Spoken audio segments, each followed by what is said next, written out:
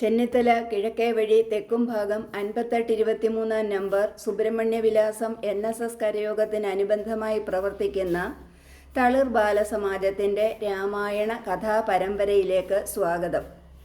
ഇന്ന് കർക്കിടകം 20.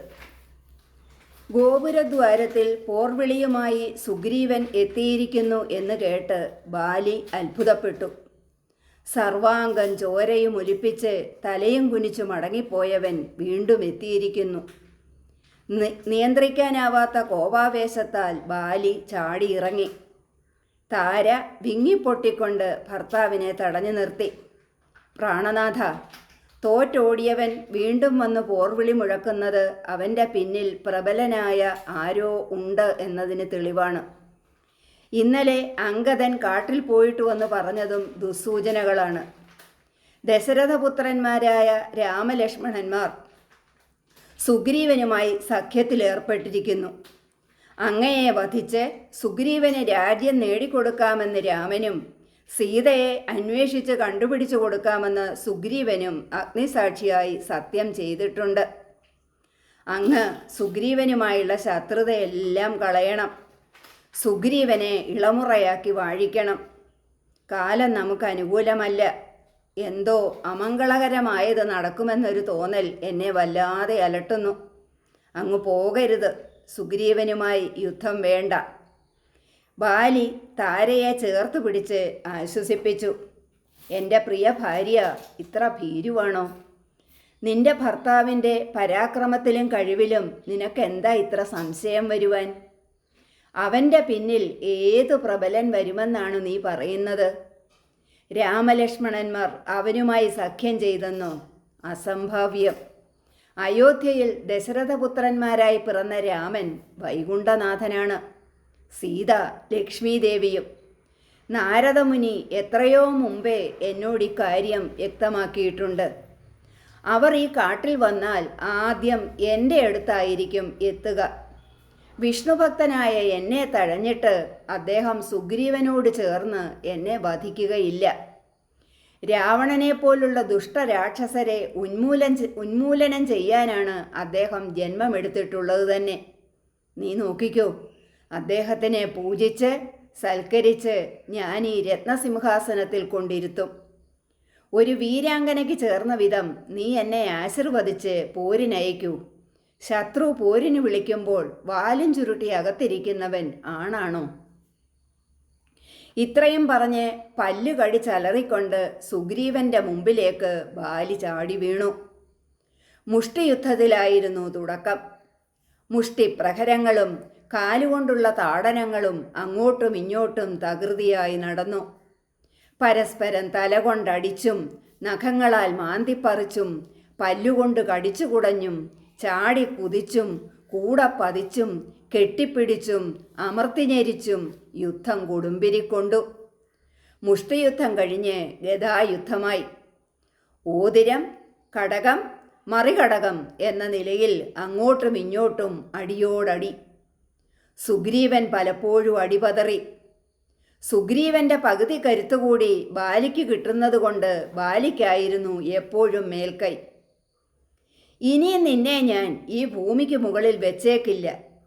എന്നെ മാറി മാറി പോരിന് വിളിക്കാൻ മേലിൽ നീ ജീവിക്കണ്ട എന്ന ചിന്തയോടെ ബാലി സർവശക്തിയും സംഭരിച്ചുകൊണ്ട് ഗദ ഉയർത്തി സുഗ്രീവന്റെ തലമണ്ട അടിച്ചു പൊളിക്കണം എന്ന ഉദ്ദേശത്തോടെ ആഞ്ഞതും വൃക്ഷത്തിൻ്റെ മറവിൽ നിന്ന് മാറിലെ മാല നോക്കി ബാലി എന്ന് തീർച്ചപ്പെടുത്തി രാമൻ ബാണം തൊടുത്തു. മഹേന്ദ്രാസ്ത്രം ബാലിയുടെ മാറിടം പിളർന്നു. ബാലി ബോധം നശിച്ച് താഴെ വീണു. അല്പം കഴിഞ്ഞ് കണ്ണു തുറന്ന ബാലി തൻ്റെ അരികിൽ ചാപബാണങ്ങൾ ധരിച്ച് തന്നെ തന്നെ ഉറ്റുനോക്കി നിൽക്കുന്ന ശ്രീരാമചന്ദ്രനെ കണ്ടു. അസ്പഷ്ടമായ ശബ്ദത്തിൽ തൊണ്ടയിടറി. ദുഃഖവും കോപവും ധ്വനിപ്പിക്കുന്ന രീതിയിൽ, ഞാൻ എന്ത് തെറ്റാണ് അങ്ങയോട് ചെയ്തത്? കള്ളന്മാരെ പോലെ മറഞ്ഞു നിന്ന് എന്നെ കൊല ചെയ്യാൻ എന്താണ് കാരണം? രാജവംശത്തിൽ പിറന്നവർക്ക് യോജിച്ചതാണോ അങ്ങയുടെ ഈ പ്രവൃത്തി? നേരെ നിന്ന് പൊരുതി ജയിക്കുന്നതല്ലേ വീരത്വം? അങ്ങയുടെ പത്നിയെ രാവണൻ കട്ടുകൊണ്ടുപോയത് എന്നോട് പറഞ്ഞിരുന്നെങ്കിൽ രാവണനെയും അവൻ്റെ ലങ്കയെ തന്നെയും അരനാഴിക നേരം കൊണ്ട് ഞാൻ അങ്ങയുടെ മുമ്പിൽ കൊണ്ടുവന്ന് വെച്ച് തൊഴുതേനേമല്ലോ. ഒരു കാരണവുമില്ലാതെ ഒരു കാട്ടാളനെ പോലെ വന്ന് വാനരനായി എന്നെ വധിച്ചത് ധർമ്മമാണോ എന്ന് രാമനോട് വിവശനായി ചോദിച്ചു. രാമൻ ബാലിയുടെ മുഖത്തേക്ക് ഉറ്റുനോക്കി. കവികുലോത്തമ, നീ പറഞ്ഞതത്രയും ഞാൻ കേട്ടു. എൻ്റെ ധർമ്മബുദ്ധിയെപ്പോലും നീ ചോദ്യം ചെയ്തു. നിന്റെ ഓരോ ചോദ്യത്തിനും എനിക്ക് വ്യക്തമായ മറുപടിയുണ്ട്. നീ നീതിമാനും ധർമ്മിഷ്ഠനുമാണെന്ന് സ്വയം ഭാവിക്കുന്നതല്ലാതെ അതിലെന്തു വാസ്തവമാണുള്ളത്? നീയും നിന്റെ സഹോദരൻ സുഗ്രീവനും രണ്ടുപേരും കിഷ്കിന്ധ രാജാവിൻ്റെ ദത്തുപുത്രന്മാരല്ലേ? രണ്ടുപേരെയും ഒന്നിച്ചു വാഴിക്കാനായിരുന്നല്ലോ ജാമ്പവാൻ ദേവലോകത്തു നിന്ന് നിങ്ങളെ കൊണ്ടുവന്നത്. നീ സിംഹാസനത്തിലും സുഗ്രീവൻ നിന്നെ പേടിച്ചു ഗുഹയിലുമായിരുന്നില്ലേ സ്ഥിതി? ബാലി, നീ പറഞ്ഞിട്ടല്ലേ സുഗ്രീവൻ വിലദ്വാരമടച്ചത്? മായാവിയുടെ ചതിയെപ്പറ്റി സുഗ്രീവൻ പറഞ്ഞിട്ട് നീ അവനെ കേട്ടില്ല, വിശ്വസിച്ചില്ല, സത്യം തിരക്കി അറിഞ്ഞില്ല. പിന്നെയോ എപ്പോഴും ഗദയും കൊണ്ട് പിന്നാലെ കൂടി കൊല്ലാനിട്ട് ഓടിച്ചു. നിന്നെ പേടിച്ച് അവന് പുറത്തിറങ്ങാൻ പോലും ഭയമായിരുന്നു. നീ അവനെ എത്ര ദ്രോഹിച്ചു! ഋഷ്യമൂകാചലത്തിൽ കയറിപ്പോയാൽ നിന്റെ തല പൊട്ടിത്തെറിക്കും. അതുകൊണ്ട് നീ എന്താ ചെയ്തത്? ദിവസത്തിൽ 4 നേരം തർപ്പണത്തിനെന്നും പറഞ്ഞ് അവൻ്റെ തലയിൽ ചവിട്ടിച്ചാടി അവനെ എത്ര വേദനിപ്പിച്ച് രസിച്ചു. സുഷേണൻ സുഗ്രീവന് ബ്രഹ്മനിർദ്ദേശമനുസരിച്ച് കന്യാദാനം ചെയ്ത താരയെ നീ സ്വന്തമാക്കി, ധർമ്മപത്നിയുമാക്കി. അത് പോകട്ടെ എന്ന് വെക്കാം. സുഗ്രീവപത്നി രുമയെ സുഗ്രീവനെ പുറത്താക്കി ബലമായി പരിഗ്രഹിച്ചതിന് എന്ത് ന്യായമാണ് നിനക്കുള്ളത്? പുത്രി, പുത്രഭാര്യ, സഹോദരി, സഹോദരഭാര്യ, അമ്മ, ഇവർ തമ്മിൽ യാതൊരു ഭേദവുമില്ലെന്നല്ലേ ശാസ്ത്രം? അത്തരം അധർമ്മം ചെയ്യുന്നവൻ വധാർഹനാണ് എന്ന് അങ്ങേക്ക് ഇതുവരെ അറിയില്ലേ? ഇതെല്ലാം ചെയ്തു കൂട്ടിയിട്ട് ഞാൻ എന്ത് ചെയ്തിട്ടാണ് എന്നെ വധിക്കുന്നത് എന്നല്ലേ നിന്റെ ചോദ്യം? പിന്നെ ഞാൻ നിന്നെ ചോരനെ പോലെ മറഞ്ഞു നിന്ന് അമ്പെയ്തു. ശരിയാണ്, നിന്റെ വരബലം എന്താണ്? നിന്നെ നേരിട്ട് കൊല്ലാൻ വന്നാൽ എതിർക്കുന്നവൻ്റെ പകുതി ശക്തി കൂടി നിനക്ക് കിട്ടുമെന്നല്ലേ? അപ്പോൾ നിന്നെ എതിർക്കണമെങ്കിൽ, കൊല്ലണമെങ്കിൽ മറഞ്ഞു നിന്നേ പറ്റൂ. അധർമ്മിയെ ഏത് വിധത്തിലും വധിക്കാം എന്ന് നീ കേട്ടിട്ടില്ലേ? നീതി പരിപാലിക്കുന്ന രാജധർമ്മം അതാണ്. ഞാൻ ആയുധം കയ്യിലെടുത്തത് ഭൂഷണമായി അണിഞ്ഞു നടക്കാനല്ല, അധർമ്മത്തെ ഇല്ലാതാക്കാനാണ്. രാവണനെയും ലങ്കയെ തന്നെയും എൻ്റെ മുമ്പിൽ കൊണ്ടുവന്ന് വെച്ച് തൊഴുമായിരുന്നല്ലോ എന്നും നീ പറഞ്ഞു. അതെങ്ങനെ നടക്കാനാണ്? നീയും രാവണനും ലങ്കയും കിഷ്കിന്ധയും എന്നും മിത്രങ്ങളും മിത്രരാജ്യങ്ങളുമായിരിക്കുമെന്ന് അഗ്നിസാക്ഷിയായി നീ രാവണന് സത്യം ചെയ്തു കൊടുത്തിട്ടില്ലേ? പിന്നെ നീ എങ്ങനെയാണ് രാവണനെ എതിർത്ത് എനിക്കത് ലഭ്യമാക്കി തരുന്നത്? വെറും വാക്ക് പറയരുത്. എൻ്റെ ഏറ്റവും വലിയ ശത്രു നിന്റെ ഉറ്റമിത്രമാണ്. ശത്രുവിൻ്റെ മിത്രം എനിക്കും ശത്രു തന്നെയാണ്. രാവണവധം പോലെ ബാലിവധവും എൻ്റെ കർത്തവ്യമായി ഞാൻ കരുതുന്നുമുണ്ട്. നീ ഇന്ദ്രപുത്രൻ, അമ്മ അരുണനും. പക്ഷേ നിന്നെ വളർത്തിയത് അഹല്യയല്ലേ? ഒരു ദിവസമെങ്കിലും നീ ആ അമ്മയെ ഒന്ന് തിരിഞ്ഞു നോക്കിയിട്ടുണ്ടോ? അതും നീ ചിന്തിക്ക്. രാമൻ്റെ സുദീർഘവും എണ്ണി പറഞ്ഞുള്ള അധർമ്മ ആരോപണങ്ങളും കേട്ട് ബാലിക്ക് ഒന്നും പറയാൻ കഴിഞ്ഞില്ല. എന്തു പറയാൻ? ശരിയെന്ന് ധരിച്ച് ചെയ്തതും പറഞ്ഞതുമെല്ലാം ഈ അന്ത്യനിമിഷത്തിൽ തെറ്റാണെന്ന് ബോധ്യമായിരിക്കുന്നു. ഹൃദയത്തിലെ അജ്ഞത നീങ്ങി അവിടെ തത്വബോധം ഉദിച്ചു. കൈകൾ മുകളിലേക്കുയർത്തി മുകളീകൃതങ്ങളായി. ഭഗവാനെ ശ്രീരാമചന്ദ്ര, രാമരാമ, എൻ്റെ അജ്ഞത മൂലം ചെയ്ത തെറ്റുകൾ അങ്ങ് ക്ഷമിക്കണം, അനുഗ്രഹിക്കണം. അങ്ങയുടെ രൂപം ദർശിച്ച് അങ്ങയുടെ കയ്യാൽ മരിക്കാൻ കഴിയുന്ന ഞാൻ മഹാഭാഗ്യവാനാണ്. അനുജ, സുഗ്രീവ, നിന്നോടും ഞാൻ കടുത്ത അപരാധം ചെയ്തു. അഹല്യാശ്രമത്തിൽ തല്ലിക്കളിച്ച് വളർന്നതും കൈകോർത്ത് പിടിച്ച് ദേവലോകത്തു നിന്ന് വന്നതും ഒക്കെ ഞാൻ മറന്നു. എൻ്റെ തെറ്റിന് നീ എൻ്റെ മകൻ അംഗദനെ ശിക്ഷിക്കരുത്. അവനെ നീ സ്വന്തം മകനെ പോലെ കരുതണം. പ്രഭു രാമചന്ദ്ര, അംഗദനെ അങ്ങ് ലക്ഷ്മണനെ പോലെ കരുതി സ്നേഹിക്കണമേ. സുഗ്രീവ, നിന്റെ പത്നി രുമയോടും നീ ക്ഷമിക്കണം. എൻ്റെ പ്രിയപത്നി താരയെ നീ വിധവയായി കഴിയാൻ അനുവദിക്കരുത്.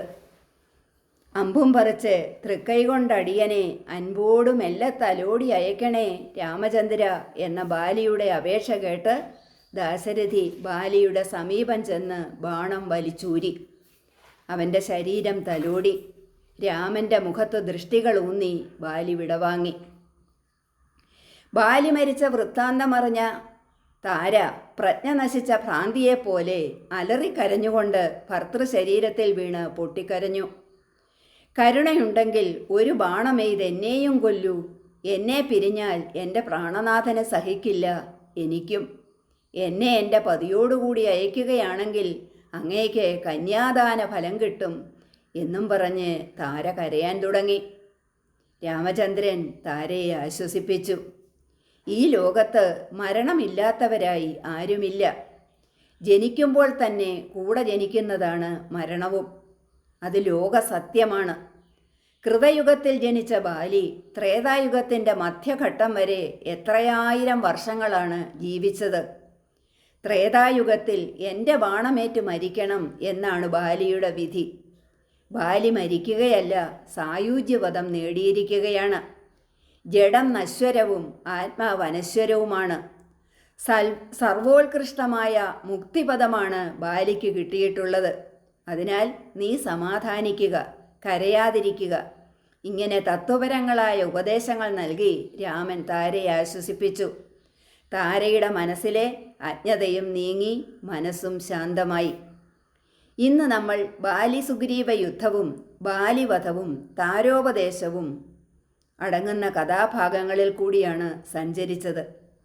അമിതശക്തിയും അച്ഛനായ ഇന്ദ്രൻ്റെ വരബലങ്ങളുമാണ് ബാലിയെ അധർമ്മിയിലും അധർമ്മിയാക്കിയത്. ചെയ്യുന്നതെല്ലാം ബാലിക്ക് ശരിയായിരുന്നു. തിരുത്താൻ ശ്രമിച്ചവരെ വകവെക്കാതെ കഴിവിൽ ഊറ്റം കൊണ്ടായിരുന്നു അവൻ്റെ പ്രവൃത്തികളെല്ലാം. ചെയ്ത അധർമ്മങ്ങളുടെ പട്ടിക എണ്ണി എണ്ണി നിരത്തിയപ്പോൾ യഥാർത്ഥത്തിൽ ആ കരുത്തൻ അമ്പേ നിസ്സഹായനായിപ്പോയി. മനുഷ്യരായ നമുക്കും പറ്റുന്നത് ഇതൊക്കെ തന്നെയാണ്. നമ്മുടെ ശരികൾ മാത്രമേ നമ്മൾ കാണുകയുള്ളൂ. ശരിയല്ലെന്ന് ആരെങ്കിലും പറഞ്ഞാൽ നീതീകരിക്കുകയോ വിരോധം വെച്ച് പുലർത്തുകയോ ചെയ്യും. തെറ്റ് ബോധ്യപ്പെട്ടു വരുമ്പോഴേക്ക് ജന്മം ഒടുങ്ങുകയും ചെയ്യും. സ്വയം അറിയണം. അവരവർ തന്നെ പഠിക്കണം. എന്നാൽ മാത്രമേ തെറ്റ് തിരിച്ചറിയൂ. പുറത്തെ കാഴ്ചകൾ കാണിച്ചു തരുന്ന കണ്ണിന് അല്പം വിശ്രമം കൊടുത്ത് ഉണർന്നിരിക്കുമ്പോൾ അവനവനെ തന്നെ ഒന്ന് അറിയാൻ ശ്രമിക്കണം. അങ്ങനെ ചെയ്താൽ അധർമ്മപ്രവൃത്തികൾ ചെയ്യാതിരിക്കാൻ നമുക്ക് കഴിയും. ധർമ്മപാത നമ്മുടെ മുൻപിൽ താനെ തുറന്നു വരികയും ചെയ്യും. ഭഗവാൻ ശ്രീരാമചന്ദ്രൻ്റെ അനുഗ്രഹം ഉണ്ടാകട്ടെ എന്ന് പ്രാർത്ഥിച്ചുകൊണ്ട് നിർത്തുന്നു.